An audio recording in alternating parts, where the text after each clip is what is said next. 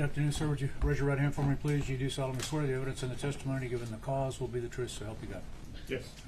That's our witness stand right over there. If you make yourself comfortable, adjust the microphone if you need to. You may proceed. Thank you, Your Honor. All right. Would you tell the jury your name, please? Kevin Wright. And what do you do for a living? I'm assigned to the Texas Ranger Division. I'm with the Texas Department of Public Safety. And how long have you been a ranger? Since 2010, so going on 16 years. How long have you been in law enforcement?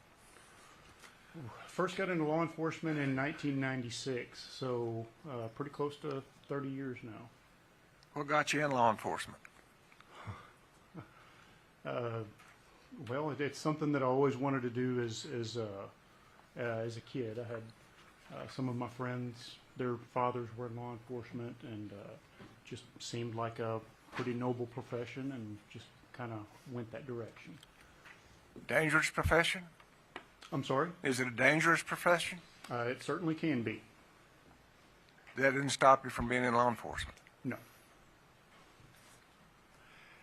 And on May 24, 2022, where were you assigned? I was assigned in Boerne, Texas. And where's that? Boerne is a suburb on the northwest side of San Antonio. And how far is that from Uvalde? A couple hours. Did you end up in Uvalde on that day or soon thereafter? I did. Tell us how that happened. So I received a call from my lieutenant at the time who advised that there was a mass casualty incident in Uvalde, Texas. I'm a member of the state crime scene team for the Texas Ranger Division. And so my assignment at that time was to go to San Antonio from Boerne, pick up our crime scene trailer. It's a trailer that just has lots of crime scene supplies for working a big type of crime scene like that. So pick up that crime scene trailer and then drive to Uvalde. And when did you get there? I think I got there around 5 or 6 in the evening, a few hours after everything had happened. And did you get an assignment? Yes. Tell us what that was. The assignment that evening was to help identify the victims inside the school. And how did you do that? How did you go about doing that? Most of it was visual identification. We did have, I guess some of the parents of some of the children had provided photographs of their children from earlier in the day. My understanding is that there was some type of award ceremony, and so there were a lot of pictures of the children and actually what they were wearing that day. So we were able to identify several of them from those photographs. Because the photographs were so quick, it happened the same day, the clothing helped to identify. Correct. Many of them were wearing the same exact clothing that they were wearing in the photographs earlier that day. And where were the children that you found? They were in a couple of the classrooms. So how long did that take? It took several hours that evening. I think I remember working till about, I want to say 11 or 12 that evening. I believe that was a Friday evening. And what did you do with the information? As far as the identity? Yes, sir. We just provided it to our chain of command. I don't know who it was that actually took the information and matched it up and gave it to funeral homes or any other entity. It's one of the things that we were doing. We compiled it, and somebody within our group took it to whoever needed it. Just moves up the chain. Correct. Thank you. Did you also have any assignments with evidence collection? Yes. Tell us about that assignment. So my primary assignment over the next few days was to gather evidence from a few of the classrooms. I think it was 4 of the classrooms, maybe 4 or 5 of them, on the the west side of that building at Robb Elementary. My primary assignment was to identify where bullet defects were in the windows coming into the classrooms, and try to trace as best as possible the flight path, the trajectory of these bullets that came in. Many of them struck the ceiling, many of them struck the opposite walls, but that was my primary assignment for the next few days. Okay. Let's take a second just to familiarize the jury once again with the part of the bullet that you were working on, okay? Okay.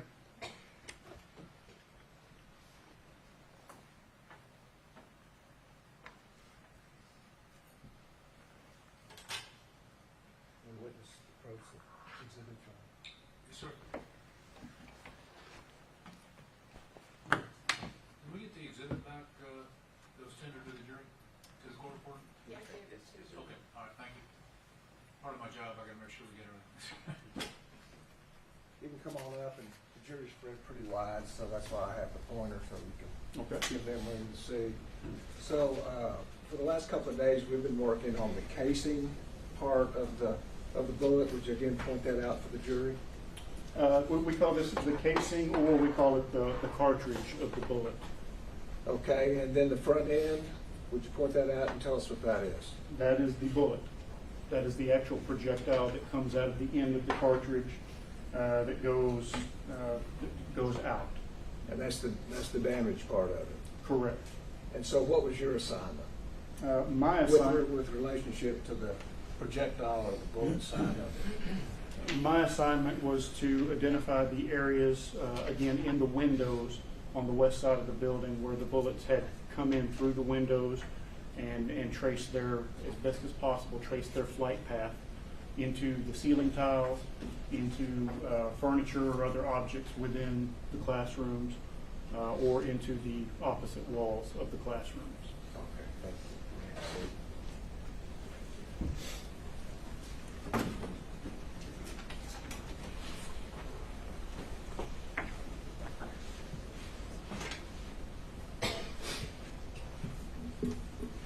And when a bullet leaves a gun, in general terms, does it go in a straight line? Generally speaking, yes, unless it hits something else or if there's some other type of force exerted upon it. So generally it goes in a straight line until it hits something. Generally speaking, yes. And then what happens? When the bullet hits something, Yes, sir. Judge, I don't know if he's qualified to testify about trajectory. I'd like to take him on board. If he's going to go down this type of, or he thought he was going to do evidence collection. I'm going to do evidence collection, but he's collecting pieces of bullets. I mean, I guess I don't know the scope of what he's going to go into, Judge, which I'm happy to do. I just want to make sure I questioned before. Let me rephrase Okay. this and not clear it out. Thank you. Would you tell us what a fragment of a bullet is? Thank you. when a bullet strikes an object, many times it will basically break off into several pieces. A bullet fragment is going to be just one of those pieces, and they can go any type of direction. I think an old Ranger told me one time bullets do weird things whenever they hit something, and they do. They can go in a million different directions depending on many circumstances. And does it make a difference if a bullet is just a solid bullet or a hollow point or a jacketed bullet? It would make some type of a difference. However, every one of those I've seen, they have fragmented before. Okay, the fragment, that just means different pieces. Is that Correct. They've come apart. Okay. And so was your job then, well, first let me ask, did you see places or indications where a bullet had gone through a solid object? Yes.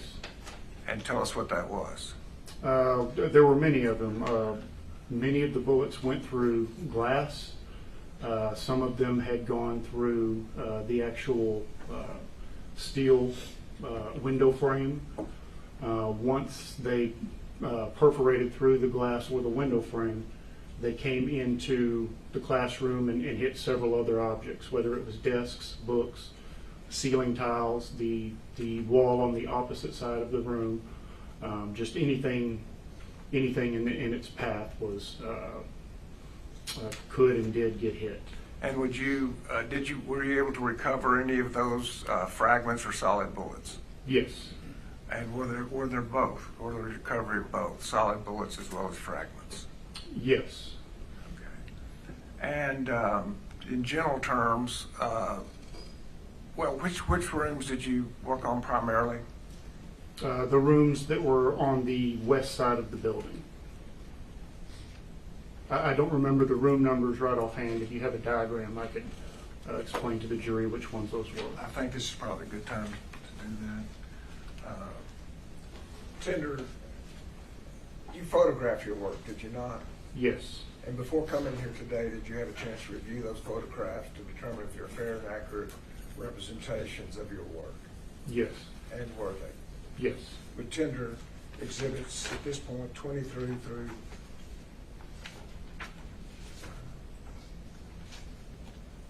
seems like it's too big. Yeah, it is. I'll cut it off what it is. I'm sorry.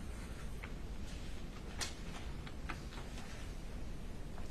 okay. 23 through 49 at this point. You have a moment, Judge? Yes.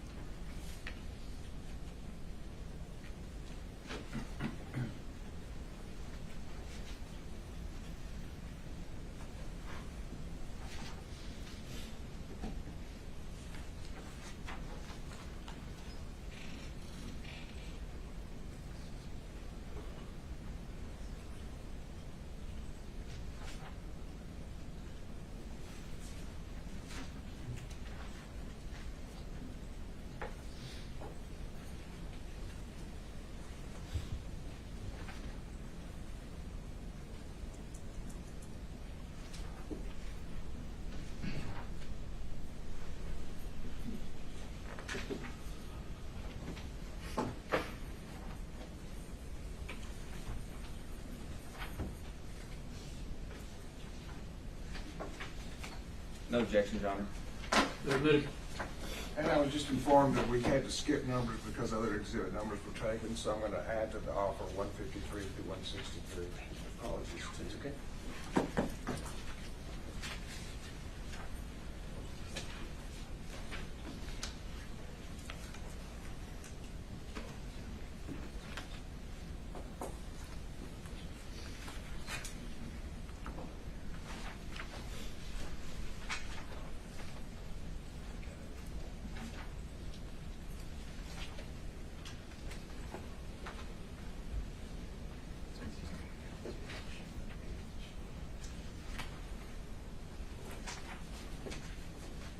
No objections, Your Honor.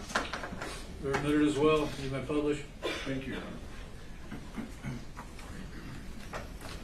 Starting with the first location then.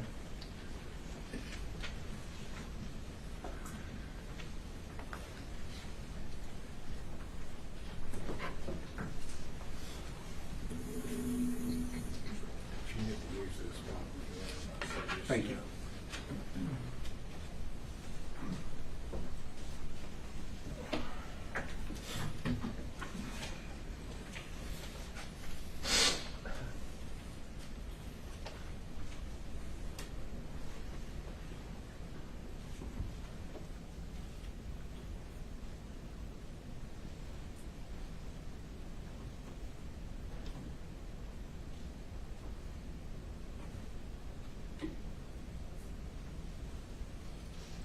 Okay, we could start with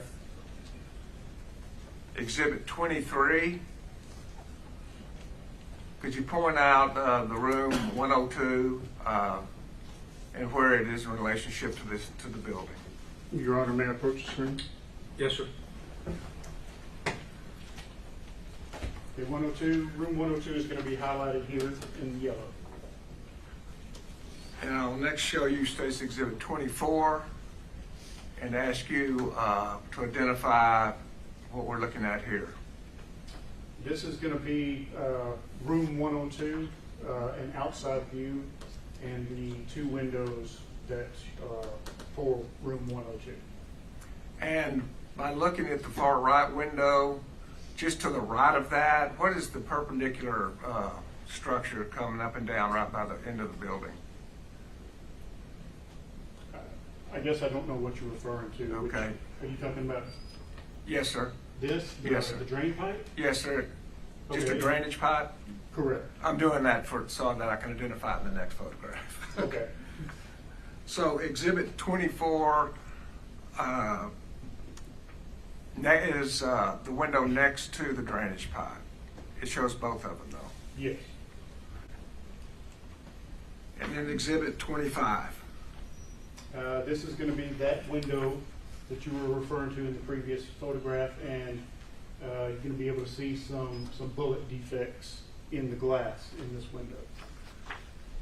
And Exhibit 26. Again, it's a little bit closer angle, but you're going to be able to see bullet defects in the glass of that window. And how many defects do you see? Offhand, 4. Okay. And now I'm going to show you an exhibit that's already been introduced into evidence.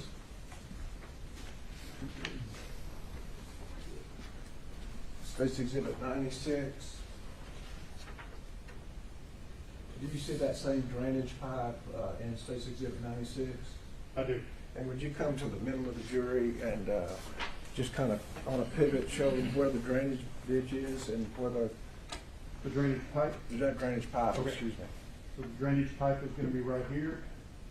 So the window, this window would be over this in this direction from that drainage pipe. Okay. And these, were you there when the yellow tents were marked to pull up the casings that were at this same location in front of 102? I may or may not have been. I don't know. I did not mark those. But if you move to the left of those casings, would that be right in front of that window? Yes. And then showing you Exhibit 112 while you're still up here. Is that a set of exhibits that are then further south of Exhibit 96? Yes. This is going to be the same drainage pipe that we've been talking about in the previous photographs. It's just going to be a photograph taken from a little bit farther back. Of a second set of exhibits, is that correct? Correct. And from where this photograph is taken, or these exhibits 12 and 13, is there anything between exhibits 12 and 13 and the window that you've been showing us? The only thing I see are going to be some of these flag markers. Okay, but is there anything between these flag markers and the window? In other words, I'm talking about this black car. Oh, yes, there is a black car. There's this tree that is going to be in between that. So if you're standing somewhere to the left of exhibits 12 and 13, would the black car be in front of window 102? Yes, Thank you. And that's the window we're talking about now. correct. Thank you. You can have a seat.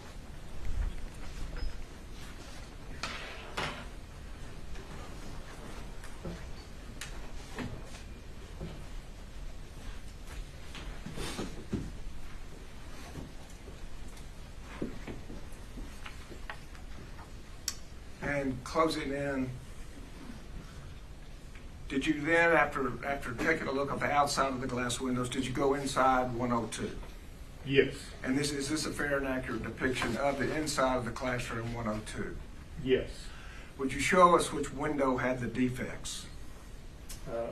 Yes, it's going to be the window to the left The window to the right is covered with a curtain. The window to the left is open, and you can see the sun shining through it. Thank you.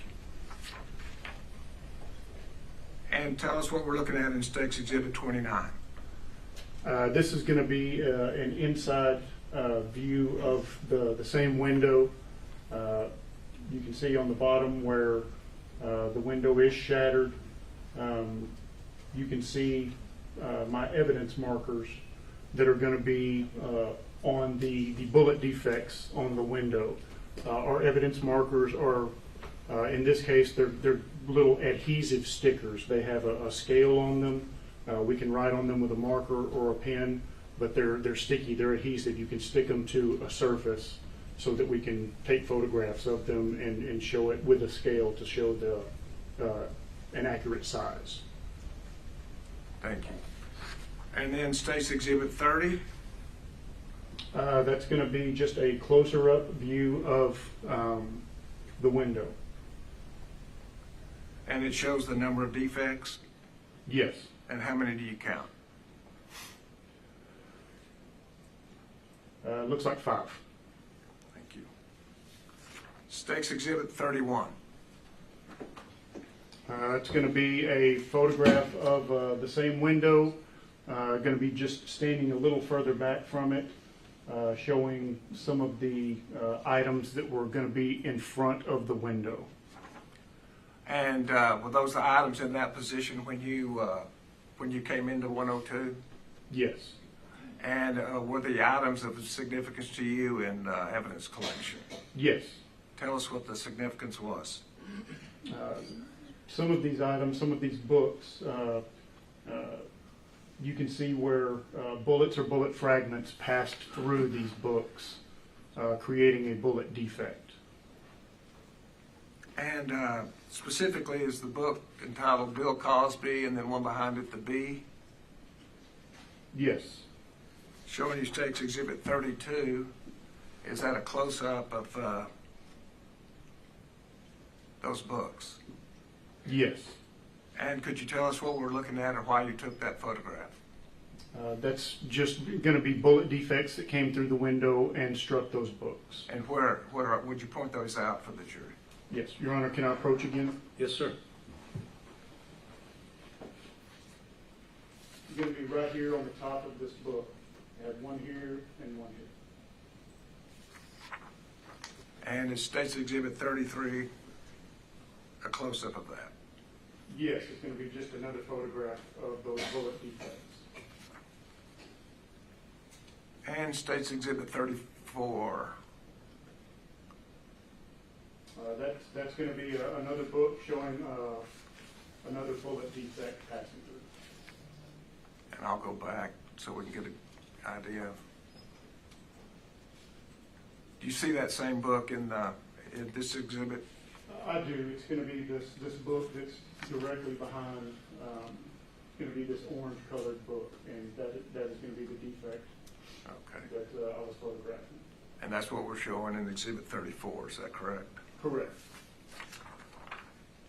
And Exhibit 35. Just another photograph of the bullet defect in the orange book. And so even though a bullet has fragmented, is it still dangerous? Yes. States Exhibit 36.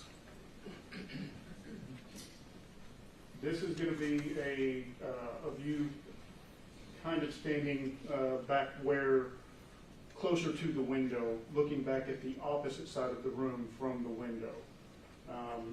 If you can see up here, there are going to be some bullet defects, definitely on this wall back here. Some of them may be up here as well, the ceiling tiles. But the picture is actually taken from about where the window is, but standing inside the window. Correct. And Exhibit 37. This is going to be photographs showing bullet defects in the ceiling tiles. You can see what we call a flight path rod or a trajectory rod that we were able to put through one of the bullet defects. showing basically directionality of the bullet, coming from outside the window, coming in through the window, coming into the classroom, striking these ceiling tiles. Directly across from the window. Yes. And State's Exhibit 38. A closer photograph of these bullet defects. And they have rods in them? This one does, yes. And how do you decide how to put a rod in a defect? How does that work? So when a bullet passes through an object, obviously it will leave a hole if the object itself is usually like this, a ceiling tile. It's a foamy type of substance. For us to put a rod in, usually there's going to be either a corresponding defect on the opposite side, or the path is so pronounced in this surface itself that you're able to slide the rod through the hole and it'll stay put, showing the flight path or the trajectory of the bullet. Thank you. Exhibit 39. This is just going to be another bullet defect on the ceiling tiles, actually on the frame in between the ceiling tiles. And so you have defects in the ceiling and yet defects in books well below the ceiling. Is that correct? I'm sorry, say that again? You have defects in the ceiling as well as defects well below the ceiling in these books. Correct.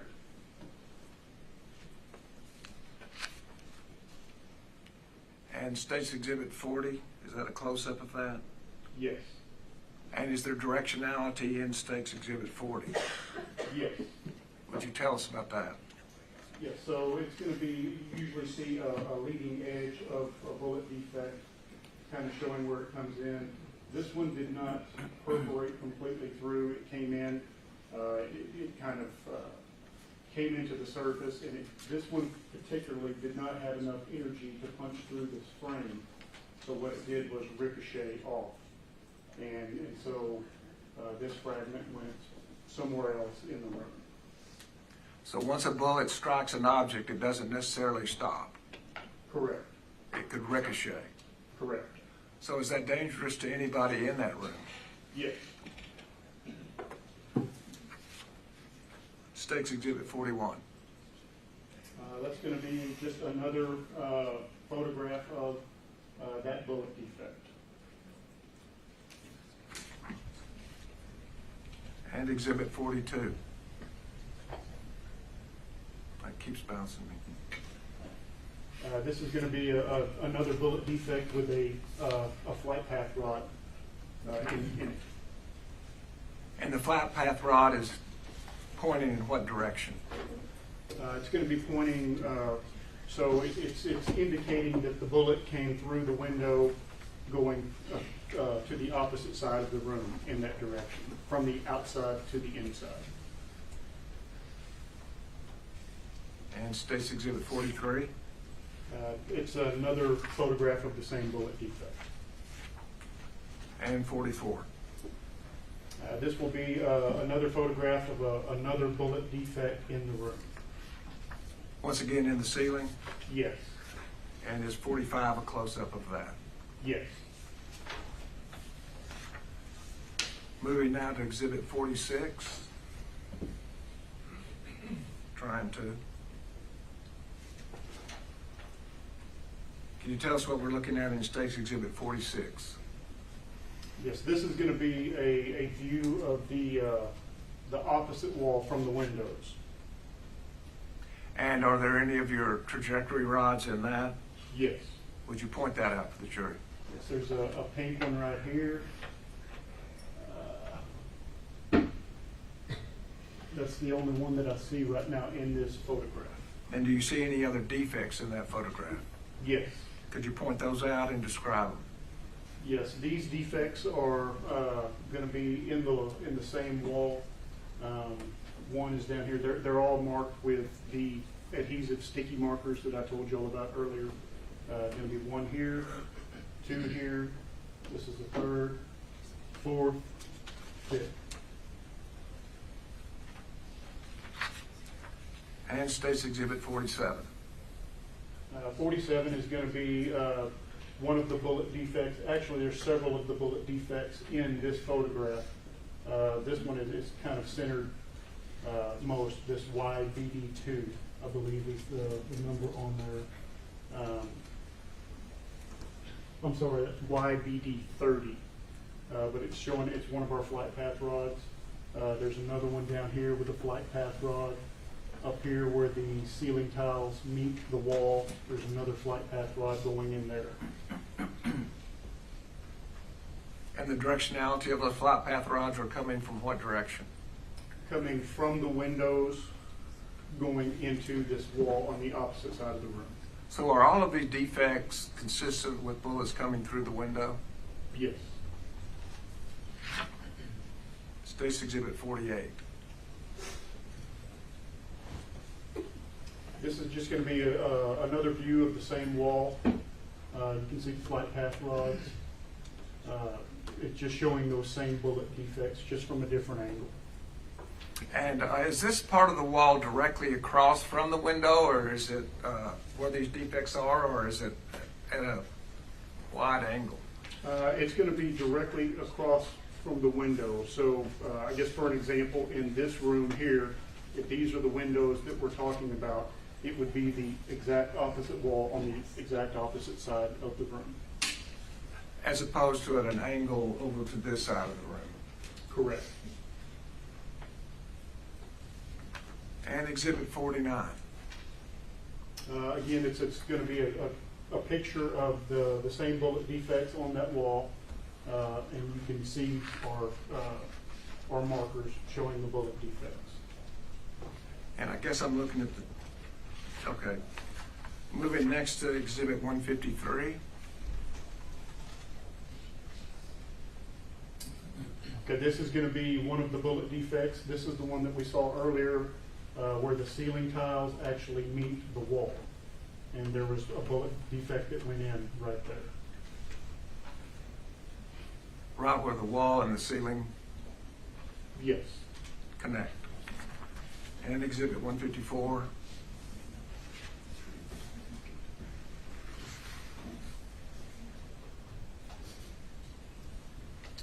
This is going to be just another one of the bullet defects in that wall.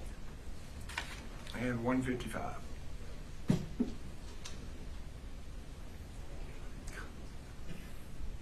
Sorry, it just bounces back. This is a photograph of a couple of the Rangers trying to basically dig either a bullet or a bullet fragment out of the wall. So it's more than just the defect that you try to recover the fragments also, is that correct? Yes. And that's what they're doing? Yes. And 156, is that a close-up of that?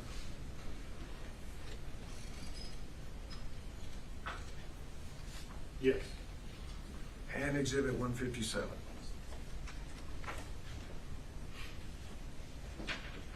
That is going to be the bullet that came out of that defect. The defect, the YBD31. And is that the same shape it would be in when it was in the entire cartridge? No. Tell us the difference. This bullet is obviously flattened. It hit a hard surface, and so the edge, the pointy edge of the bullet is flattened where it hit, most likely where it hit this wall. And States 158.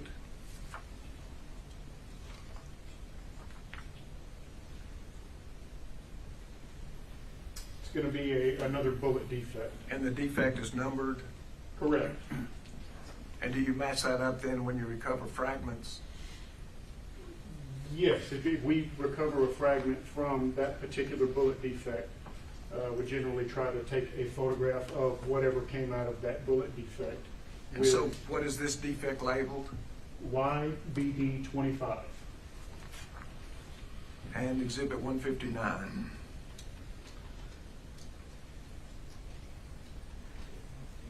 Maybe. This is going to be a bullet fragment that came out of that bullet defect. And how would you describe that fragment? It looks to me like a piece of a copper jacket from the outside of the bullet. It's pretty mangled up. Exhibit 160. So this is a photograph standing in the hallway on the opposite side of the wall. So for reference, so the jury can understand, if these were the windows that we started with, this is the opposite wall that the bullet defects from the previous photographs. This photograph is going to be from a hallway that would be on the opposite side of that wall. You can see where we have bullet defects coming out, where they travel through the room and into this hallway, and one of them coming over here and actually going through the wall on the opposite side of the hallway. And what was the origin of those fragments that caused that? Everything from everything that I observed at the scene, every one of those bullets came through the original windows where we started the photographs. So, go through a window, through sheetrock, both sides of the sheetrock wall, and then penetrate another sheetrock wall? Yes. So would that be dangerous to a human being, Yes. even after it goes through a window? Yes. And when a bullet hits a window, what happens to the window? A multitude of things. It depends on several factors, including what type of glass it is. But I mean, generally speaking, I mean, there's a lot of things that it can happen to the bullet. And to the glass? The glass usually shatters, again, depending on what type of glass it is. And is it at a dangerous speed when glass shatters from a bullet strike? Yes.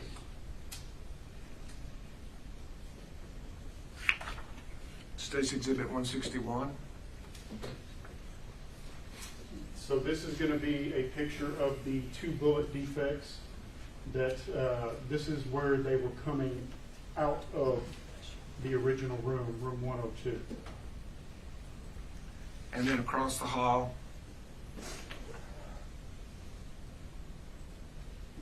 Yes. And does it also show a trajectory rod?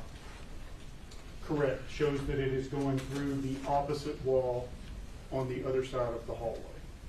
And is Exhibit 163 show a different kind of defect? Yes. So this is a defect that was caused by a bullet fragment. Okay. Thank you. You can have a seat. May I approach, Your Honor?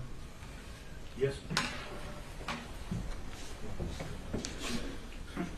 Oh, me, Yeah. not the witness. Okay. No, to you. I'm sorry. We're not even halfway through.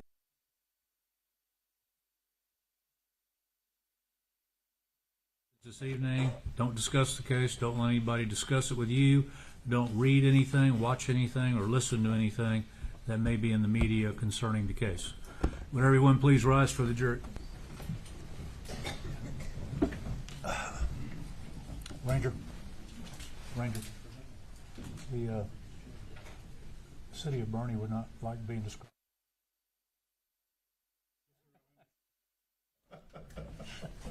I will see you all in the morning. Have a good evening.